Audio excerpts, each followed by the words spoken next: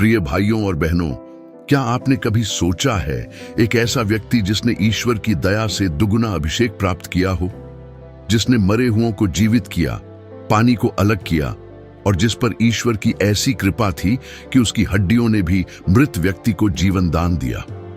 जी हां, हम बात कर रहे हैं परमेश्वर के महान नबी एलिशा की। आज की इस वीडियो में हम जानेंगे कि एलिशा को यह दुगुना अभिषेक कैसे मिला, उनके जीवन के वो अद्भुत चमत्कार जिन्होंने उन्हें बाइबल का एक महान नायक बना दिया। क्या आप तैयार हैं परमेश्वर के इस रहस्यमयी और अद्भुत कार्य को जानने के लिए? तो इस वीडियो को अंत तक जरूर देखें। वीडियो शुरू करने से पहले मैं आपसे एक अनुरोध करना चाहता हूं। अगर आपको यह वीडियो पसंद आए तो इसे लाइक करें, अपने दोस्तों और परिवार के साथ शेयर करें और हमारे चैनल को सब्सक्राइब करना न भूलें, क्योंकि आपका एक क्लिक हमें और भी प्रेरित करता है परमेश्वर के वचन को हर कोने तक पहुंचाने के लिए। चलिए अब एलिशा के जीवन के इस रहस्य की यात्रा शुरू करते हैं।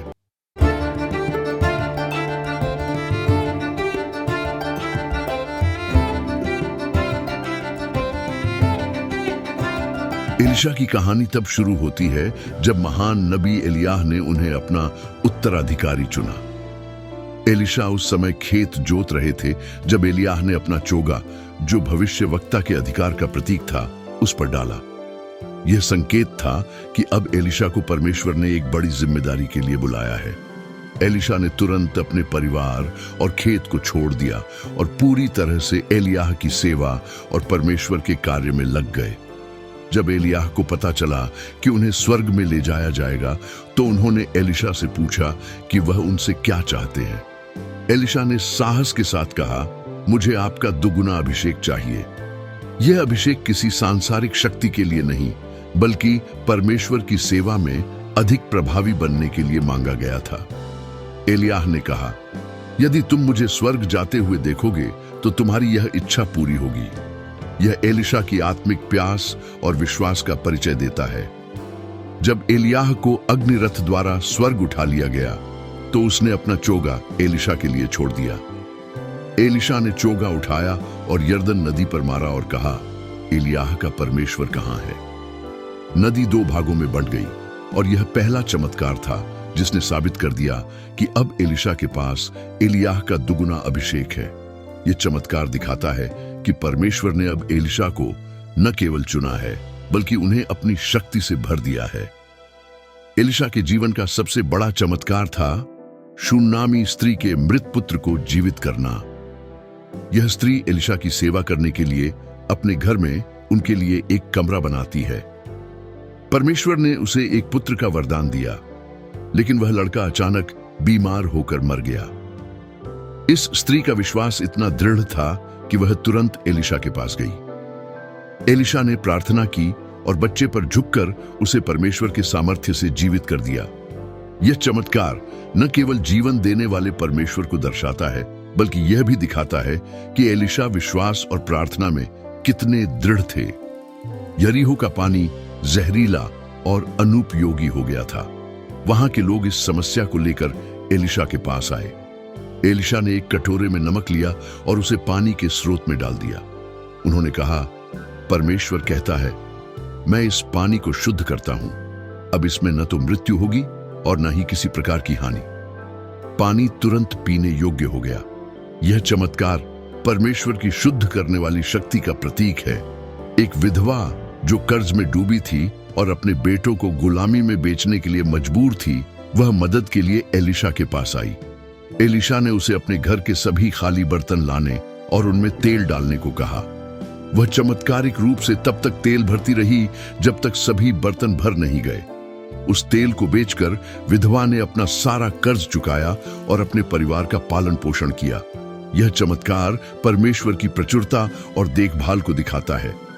फिर एक दिन भविष्यद्वक्ताओं के समूह ने जंगल से जंगली बेलें लाकर खाने के लिए सब्जी बनाई, लेकिन वह जहरीली निकली। जब लोगों ने एलिशा को यह बताया तो उसने भोजन में आटा डालने को कहा। परमेश्वर की शक्ति से वह भोजन शुद्ध हो गया।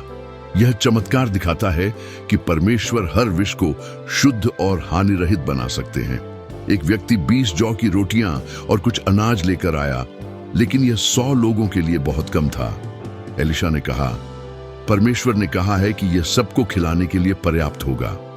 परमेश्वर के आशीर्वाद से सभी ने पेट भरकर खाया और फिर भी खाना बच गया।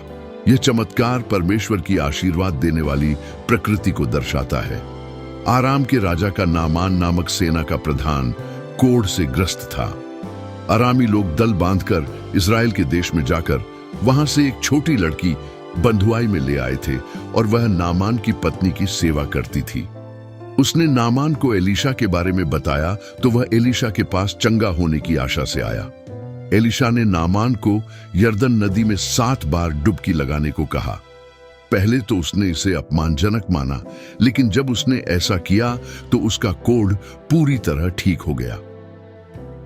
यह चमत्कार आज्ञाकारिता और विश्वास का महत्व सिखाता है। भविष्यद्वक्ताओं के एक समूह के सदस्य ने यरदन नदी के किनारे लकड़ी काटते समय अपनी कुल्हाड़ी का सिर खो दिया। वह परेशान हो गया क्योंकि वह उधारी की चीज थी। एलिशा ने प्रार्थना की और एक लकड़ी को उस स्थान पर फेंका जिससे लोहे का सिर तैरकर बाहर आ गया। यह चमत्कार दिखाता है कि परमेश्वर अपनी शक्ति से छोटे मामलों में भी मदद करता है। अराम का राजा एलिशा को पकड़ने के लिए एक बड़ी सेना भेजता है और दोतान शहर को घेर लेता है। एलिशा का सेवक डरकर कहता है, अब हम क्या करेंगे? एलिशा जवाब देते हैं, डरो मत, जो हमारे साथ हैं वे उनसे ज्यादा हैं जो उनके साथ हैं। फिर एलिशा ने प्रार्थना की, हे यहोवा, मेरे सेवक की आंखें खोल दे। परमेश्वर ने उसकी आंखें खोल दी और उसने पहाड़ को अग्नि से भरे घोड़ों और रथों से घिरा हुआ देखा। यह परमेश्वर की स्वर्गीय सेना थी। एलिशा ने दुश्मन की सेना को अंधा कर दिया और उन्हें इस्राएल के राजा के पास ले गए। वहां उन्होंने सेना पर दया दिखाने का आदेश दिया। उन्हें खाना खिलाकर शांति से वापस भेज दिया गया। जब भी आप मुसीबत में हों, याद रखें कि परमेश्वर की सेना हमेशा आपके साथ है। बस विश्वास और प्रार्थना में बने रहें। एलिशा की मृत्यु के बाद उन्हें एक कब्र में दफना दिया गया। कुछ समय बाद लोग किसी मनुष्य को मिट्टी दे रहे थे कि एक दल उन्हें देख पड़ा। तब उन्होंने उस लोथ को एलिशा की कब्र में डाल दिया और एलिशा की हड्डियों के छूते ही वह जी उठा और अपने पांवों के बल खड़ा हो गया। यह चमत्कार दर्शाता है कि परमेश्वर का अभिषेक मृत्यु के बाद भी जीवित रहता है। एलिशा का जीवन हमें सिखाता है कि जब हम पूरी तरह से परमेश्वर के प्रति समर्पित होते हैं तो वह हमें असंभव को संभव करने की शक्ति देता है। उन्होंने हर चमत्कार में परमेश्वर की महिमा की और हमें सिखाया कि विश्वास और प्रार्थना से हम भी परमेश्वर की शक्ति का अनुभव कर सकते हैं। प्यारे भाई और बहनों, अगर यह कहानी आपके विश्वास को मजबूत करती है तो इसे दूसरों के साथ साझा करें। हमारे चैनल को सब्सक्राइब करें ताकि और भी प्रेरणादायक कहानियां आपके पास आएं। जय मसीह की।